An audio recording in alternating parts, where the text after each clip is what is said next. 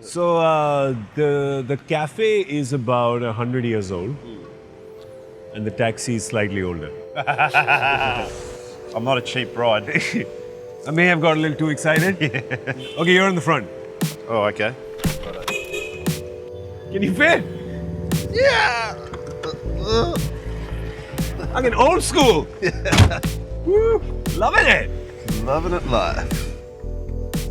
Yeah, this is good. What about me? Look at me, man. Oh, yeah. Yeah. You're styling. Limo. You're styling. I got a limo back here.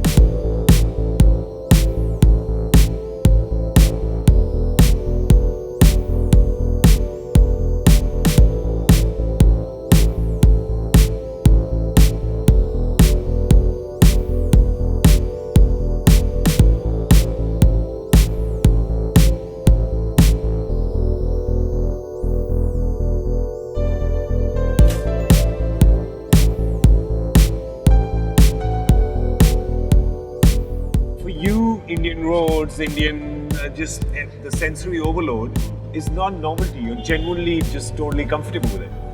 For me, I just once I'm here, I just go with the flow, and it's such a different vibe in my life though. Like at home, I walk the beach for 14 kilometres and see no one. Yeah.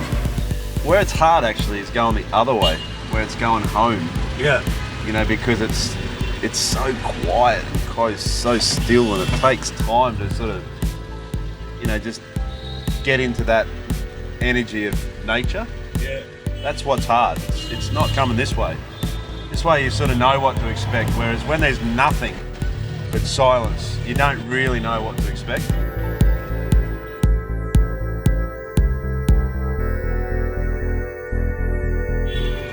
Okay, so there it is. Ghanaian company. Oh yeah? Established 1904. So I was wrong, not 100, but 113 years old. Yeah, there you go. Let's get into it then. Oh, crikey.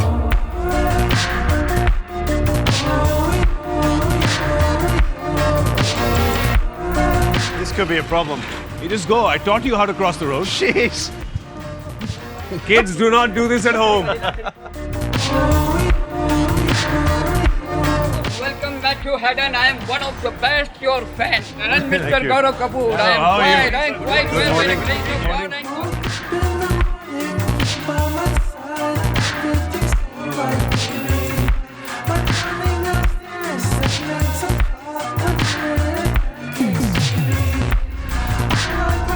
Want some tea? Yeah, masala chai would be good, please. मसाला ईरानी चाय में क्या होता है? कौन सा powder? He's saying that there is a masala Irani chai. Yeah. So sir, what makes it masala Irani as opposed to masala? Yeah. There is a secret powder. That's Secret powder. for vitality. Did you say Viagra? For vitality. Okay. Secret powder for vitality. Get on here. This one?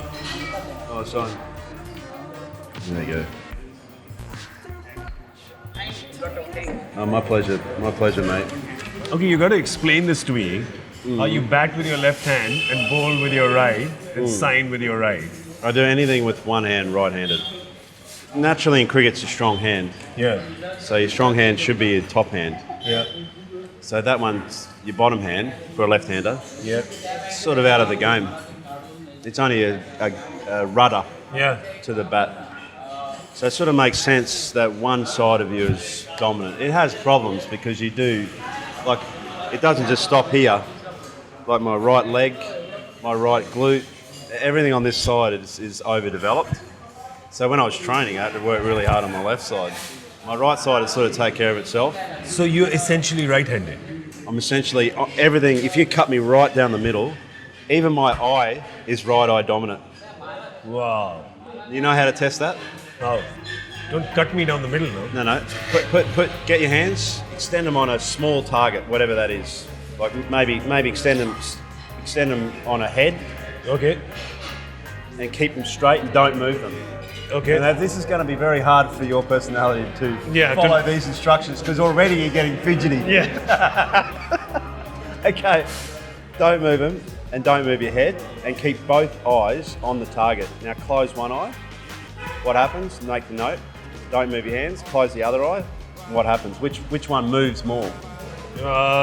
When I see it from the left eye, it moves more. Oh, you're right. The right is more center.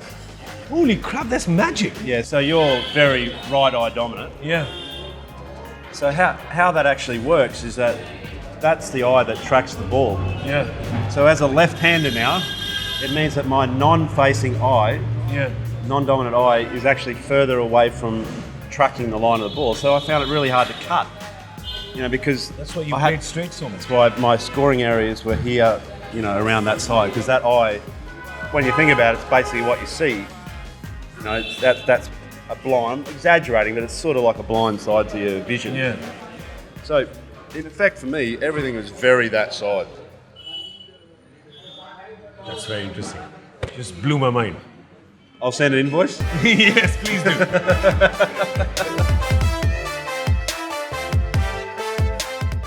So this is the akuri. Yeah. That's the omelette. What's this? So try it. So it's like scrambled eggs, Oh, okay. Yeah, but just like scrambled eggs with through spices. Mince through the tomato and.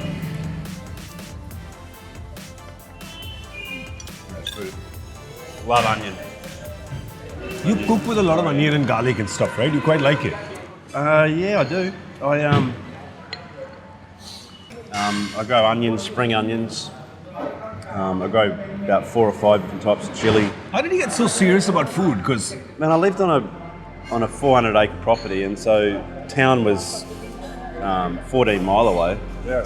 And so we just became self-sufficient. Like my grandparents, they would have beef cattle, sheep, we had a dairy, and we'd grow all of our own vegetables. And it was seasonal on, what it was, and peanuts. Dad was a peanut farmer. Wow. So my grandfather and his grandfather before him were a peanut farmer as well. Wow. See, at home I cook every meal at night time, Yeah. bar none. Oh, really? Bar none. It's just something, it's in my DNA to do that. I love to do it. It's just part of what I feel like is my contribution. We've got this beautiful pizza oven. So that's half a day. That's like cutting timber, burning the fire, making sure that it's just absolutely perfect. Cooking a pizza is like, I can cook 3 pizzas in 5 minutes. Yeah. But to take the preparation time to do that, incredibly therapeutic. See, batting was like that for me. Batting was also incredibly therapeutic. Being in an environment, firstly, where it's just your space, Yeah. and then having your own ingredients added to it. It's like a checklist of things that go into making a shot, and it takes time to, understand what that looks like and develop that process. In a cricket, and in cricketers, you've got onions, tomatoes, masalas, and you've got a pan, you've got oil, you've got a flame, you've got all these things that actually go into one shot. Yeah. So it might be your stance, it might be what the conditions are like, it might be who be bowling.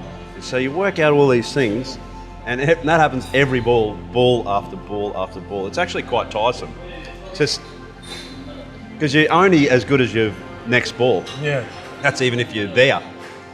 And sometimes it's undercooked and sometimes it's burned. Yeah. But sometimes the shot is delicious. Yeah, delicious. Delicious shot. Bahat sunda. Bahut sundar. I don't know why I said it like that. I know Hindi. I don't, I've trapped you.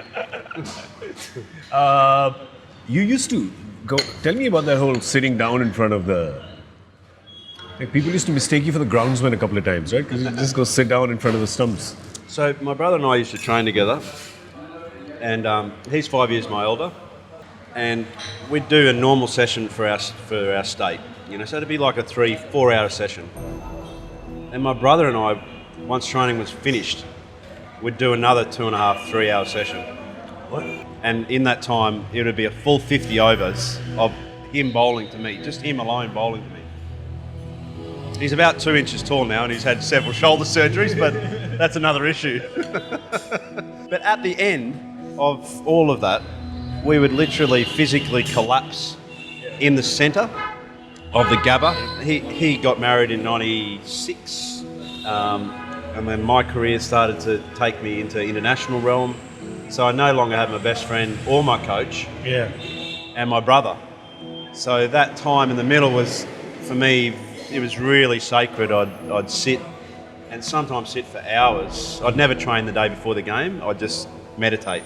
If even if you can call it that. But sitting there trying to understand the noises, trying to work out, where the boundaries and how you would play in those situations, visualise people actually coming in at you from different angles, working out where your stump lines were. And just, like I said, it's like a bunch of ingredients that go into a performance. And I used to love that time. If there's one thing I miss about cricket, it's sitting there in the middle, being undisturbed. The groundsmen would they'd just, keep off signs would be on my back, basically. I just knew that even if they did come up to me, I'd have, just a complete shield or a blanket around that space. And they never would. They were always really respectful. And It's not like any groundsman could come and tell you to get off. Sure way, they tried. They did try. You're not the easiest guy to show. Have you ever seen a dog, if you try and take their meal away? They give it But only here the dog is a bear. A grizzly bear. In my theatrical background will tell me that cricket is the landscape of just a stage. It's a big stage and it's a live broadcast stage. So your character gets played out on what that looks like. But is that really who I was? No. No, it wasn't. It was my persona, my performance persona that needed to be into that zone to be the best. Because naturally I'm a really laid back guy, so for me, I didn't necessarily want to be an angry dog.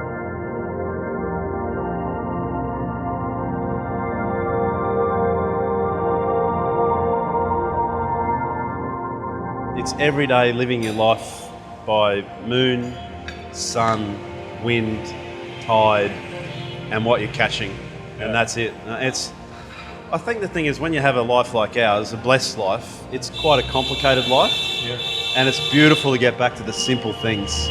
And the ocean is a wonderful reminder that it gives life, but it also takes it away. In fact, it was my happiest memory by a street was you're playing a game, test match in Durban. I got a test match 100 that day. Australia was in a really good position. About 4 o'clock in the afternoon, this huge big thunderstorm came over. It dumped it down. No sort of little bit of rain. It was just off. So everyone was wasting time trying to sort of pack up. I just ran back to the hotel because I had a full quiver of boards that were ready and I knew the surf was pumping. We stayed right on the water of the piers at Elengeti. Went surfing for 2.5 hours before dark.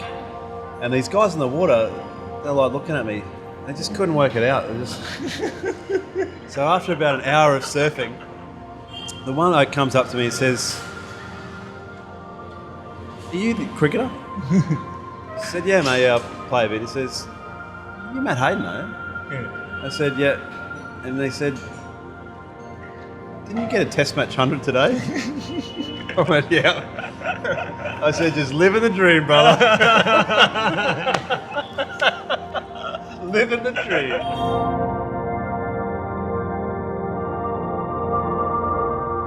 So one of the coolest things I read about you ever, a description of you, it said, you just can't avoid him because he's always up in you. Politely, you like to talk a bit. A little bit, yeah. A little bit, just a bit. I mean, just the hello, how are yous, the sweet nothings, polite inquiries. I love you, darling. I love you more. Who was your favorite guy to sledge? Brian Lara. Oh, really? Yeah, it's not a very good idea to sledge Brian Lara. Yeah. Because his personality is that he's already unbelievable. So why try and make him even more determined? Yeah. It was stupid. So there was team meetings where it was, Haydos, you will not be talking to Brian Lara today, you got it? And would you say yes? I'd say, okay. Until something happened. No, look, it's overrated, the whole sledging thing, honestly. I mean, it means really nothing apart from, it's all done in body language. So the fact is that and the most important thing you said right then is that I'm in your face. You Yeah. know, so I'm using my assets to, even if I don't say something, I can give you a look. It's like, and what do you think? Is like, well, what have I done wrong? You know, I said something there, and then they start to think about, well, if I said that he can't bat, he's probably thinking now that I can't bat, and plus then, what I'll do is, and they can't handle that, you know. It's like me with my wife. What did I say? Did I say that? I should check. I'm in trouble. Does it look like I'm in trouble? I think I'm in trouble. I must be in trouble. That's it. Let's presume I'm in trouble. Yeah, that's it. That's exactly it. You go cowering off into the side of the room. Yep. And she's probably said nothing. Just sat there. It's just all you. Self-combusting.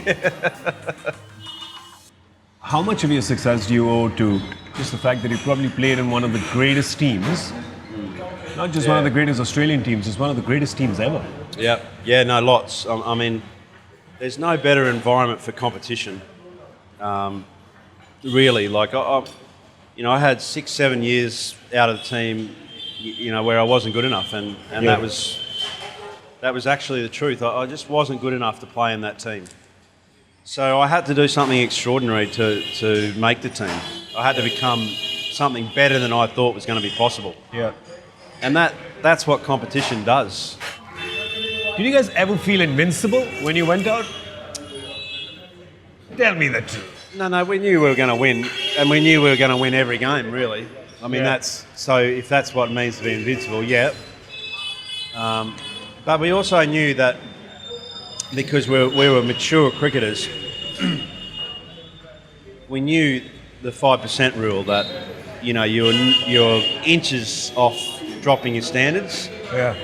So it was only ever based on the assumption that we were 100% on our game. So if you guys played 100%, you would win. So your Exactly. battle was essentially against yourself. Yeah, exactly. So there wasn't, and that was exactly the whole culture even before you got to the side. Playing with, I have to ask you, of course, because everybody would want to know that. Playing with Dhoni for so many years. That's all, just playing with Dhoni. Yeah. Go. Well, MS, I don't think there's any mystery about MS. He's a very, very calm, very simple, very centered individual. There's no... Yeah.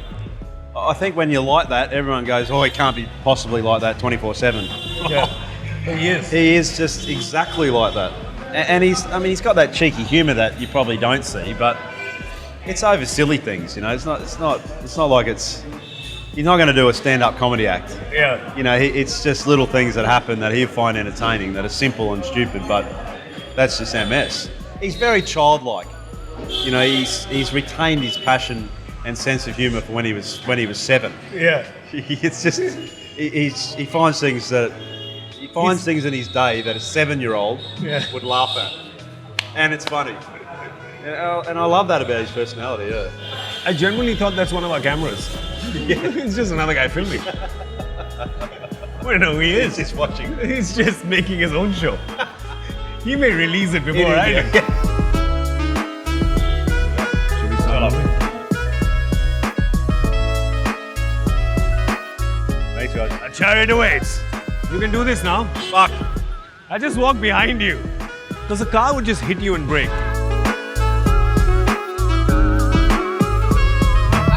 Okay, bye. Hello. चलिए जोर से accelerator दबा के वापस वो hotel.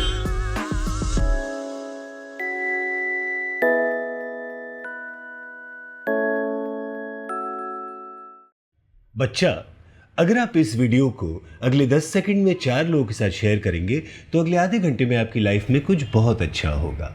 तथास्तु. यहाँ पे सब्सक्राइब करें और यहाँ पे पुराने एपिसोड देखें. जुग जुग जियो.